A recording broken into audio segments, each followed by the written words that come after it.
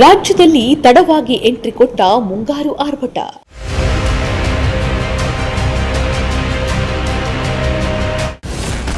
ಜಲಾಶಯಗಳಿಗೆ ಜೀವಕಳೆ, ಹಲವೆಡೆ ಮಳೆಯಿಂದ ಅವಾಂತರ.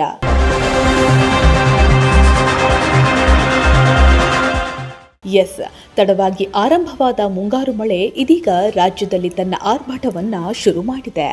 ಮಳೆಗಾಗಿ ಕಾದು ಕುಳಿತಿದ್ದ ರೈತರಿಗೆ ಕೊನೆಗೂ ವರುಣದೇವ ದಯೆ ತೋರಿದ್ದು ಉತ್ತರ ಕರ್ನಾಟಕ, ಮಲೆನಾಡು ಹಾಗೂ ಹಳೆಯ ಮೈಸೂರು ಭಾಗದ ಹಲವು ಜಿಲ್ಲೆಗಳಲ್ಲಿ ಧಾರಾಕಾರ ಮಳೆಯಾಗ್ತಿದೆ.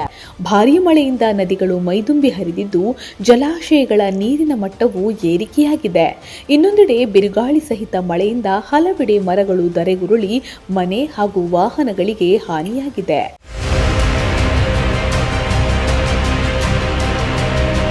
ಮಹಾರಾಷ್ಟ್ರದ ಕೊಲ್ಲಾಪುರ, ರತ್ನಗಿರಿ ಹಾಗೂ ಪಶ್ಚಿಮ ಘಟ್ಟದ ಕಣಕುಂಬಿ ಭಾಗದಲ್ಲಿ ಸುರಿಯುತ್ತಿರುವ ಭಾರೀ ಮಳೆಯ ಪರಿಣಾಮ ಬೆಳಗಾವಿ ಜಿಲ್ಲೆಯ ಕೃಷ್ಣಾ, ದೂದಗಂಗಾ ಹಾಗೂ ವೇದಗಂಗಾ ನದಿಗಳು ಅಪಾಯದ ಮಟ್ಟ ಮೀರಿ ಹರಿಯುತ್ತಿವೆ.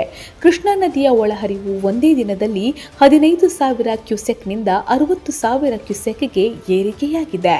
ಚಿಕ್ಕೋಡಿ ತಾಲೂಕಿನ 4 ಸೇತುವೆಗಳು ಜಲಾವೃತಗೊಂಡಿದ್ದು, ನಿಪ್ಪಾಣಿ ಭಾಗದಲ್ಲೂ 3 ಸಂಪರ್ಕ ಸೇತುವೆಗಳು ಮುಳುಗಡೆಯಾಗಿವೆ.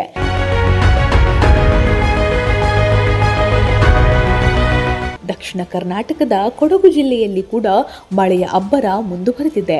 ಹಾರಂಗಿ ಹಾಗೂ ಚಿಕ್ಲಿಹೊಳೆ ಜಲಾಶಯಗಳಿಗೆ ಒಳಹರಿವು ಹೆಚ್ಚಾಗಿದ್ದು, ಕೇವಲ ಒಂದು ದಿನದಲ್ಲಿ ಹಾರಂಗಿ ಡ್ಯಾಂನ ನೀರಿನ ಮಟ್ಟ 4 ಅಡಿ ಏರಿಕೆಯಾಗಿದೆ. ಇತ್ತ ಶಿವಮೊಗ್ಗ ಜಿಲ್ಲೆಯಲ್ಲೂ ತುಂಗಾ, ತುಂಗಭದ್ರಾ, ವರದಾ ಹಾಗೂ ಶರಾವತಿ ನದಿಗಳು ಮೈದುಂಬಿ ಹರಿಯುತ್ತಿದ್ದು, ವಿಶ್ವವಿಖ್ಯಾತ ಜೋಗ ಜಲಪಾತ ಕೂಡ ಭೋರ್ಗರೆದು ಹರಿಯುತ್ತಿದೆ.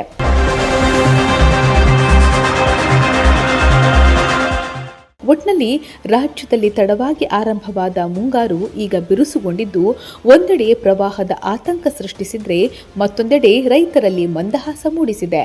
ಮುಂದಿನ ಕೆಲ ದಿನಗಳು ರಾಜ್ಯದ ಹಲವು ಜಿಲ್ಲೆಗಳಲ್ಲಿ ಭಾರೀ ಮಳೆಯಾಗುವ ಸಾಧ್ಯತೆ ಇದೆ ಎಂದು ಹವಾಮಾನ ಇಲಾಖೆ ಮುನ್ಸೂಚನೆ ನೀಡಿದೆ. News desk, Prajashakti TV, Tumakuru.